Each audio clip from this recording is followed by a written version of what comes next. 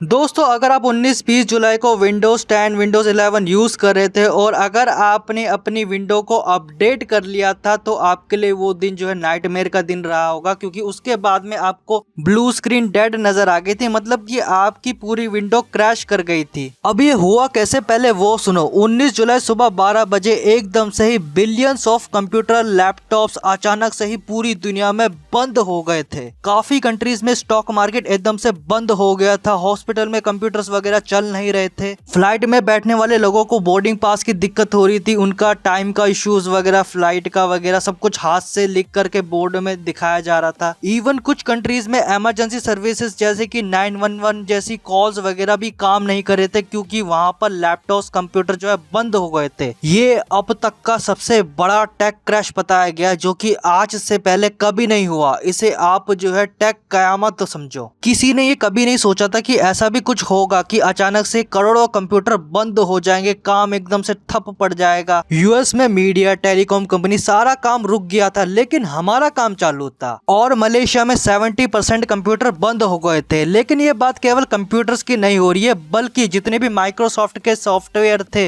वो सब कुछ बंद हो गए थे। और सभी को ये वाली ब्लू स्क्रीन नजर आ रही थी। और ये तब आती है जब आपकी विंडो करप्ट हो जाती है। फॉर एग्जाम्पल, जैसे कि अगर आपने क्रैक विंडो अपने सिस्टम में इंस्टॉल करी तो वो क्या करते हैं, माइक्रोसॉफ्ट वाले चेक करने के लिए आपको अपडेट वगैरह भेजते हैं। और जैसे ही आप अपडेट करते हो तुरंत ही आपकी विंडो जो है वो करप्ट हो जाती है, कुछ इस तरह से। और ये अपडेट दी थी क्राउड स्ट्राइक ने माइक्रोसॉफ्ट की तरफ से। हो सकता है कि आपने क्राउड स्ट्राइक का नाम ही नहीं सुना होगा। दरअसल इनका काम होता है सिक्योरिटी देखना, हैकिंग से रिलेटेड और साइबर सिक्योरिटी थ्रेड वगैरह देखना। मतलब कि जितना भी विंडोज डिफेंडर का काम होता है वो इनका होता है। अब इन्होंने फैल्कन सॉफ्टवेयर की अपडेट दी थी, जो कि विंडोज के अंदर बैकग्राउंड में काम करता रहता है। तो बेसिकली ये एक सेंसर कॉन्फ़िगरेशन की अपडेट थी। लेकिन इस अपडेट के बाद हुआ क्या, करोड़ों लोगों के पीसी क्रैश हो गए, विंडोज वगैरह सब कुछ क्रैश हो गया, सब कुछ एकदम ठप पड़ गया। क्योंकि इस अपडेट में एक बग था, यानी कि एरर था। और ये एरर क्या एरर था ये तो अभी तक किसी ने कुछ भी कंफर्म नहीं किया है। हालांकि कहा तो ये जा रहा है कि क्राउड स्ट्राइक कंपनी को किसी हैकर ने टारगेट करने की कोशिश करी थी, जिस कारण से सारे के सारे पीसी एकदम से एक साथ ही क्रैश कर गए थे। कुछ घंटों के बाद में इन्होंने फिक्स कर दिया था, लेकिन ऐसा माना जा रहा है कि ये कोई टेक्निकल एरर नहीं था, बल्कि एक बहुत बड़ा हैक था। अब आप सोच रहे हो कि जो कि क्राउड स्ट्राइक, जो कि एक बहुत बड़ी कंपनी है जो कि सिक्योरिटी का काम करती है, ये कैसे हैक हो सकती है।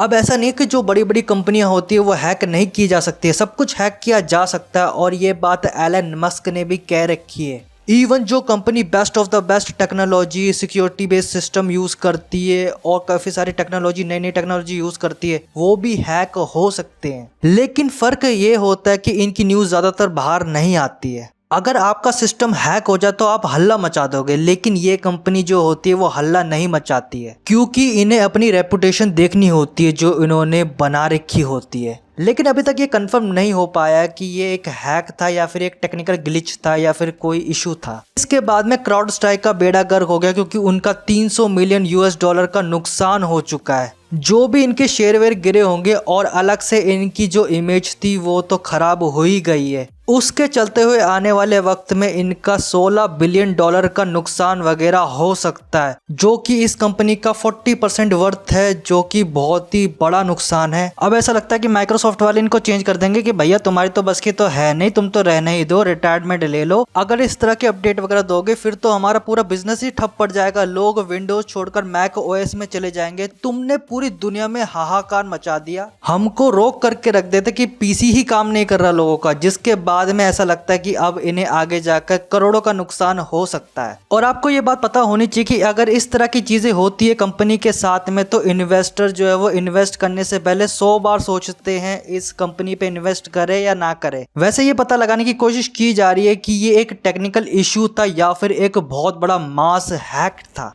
आपको क्या लगता है मुझे कमेंट बॉक्स में जरूर बताइएगा। और अब मैं ये वीडियो समाप्त करता हूँ। आशा करता हूँ आपको समझ में आ गया होगा कि किस तरह से विंडोज वगैरह क्रैश हो गई थी। वीडियो को लाइक कीजिए, अपने दोस्तों को शेयर कीजिए ताकि आपके दोस्तों को भी नॉलेज पहुंच सके। मैं मिलता हूँ आपसे नई वीडियो के साथ, तब तक के लिए बाय बाय।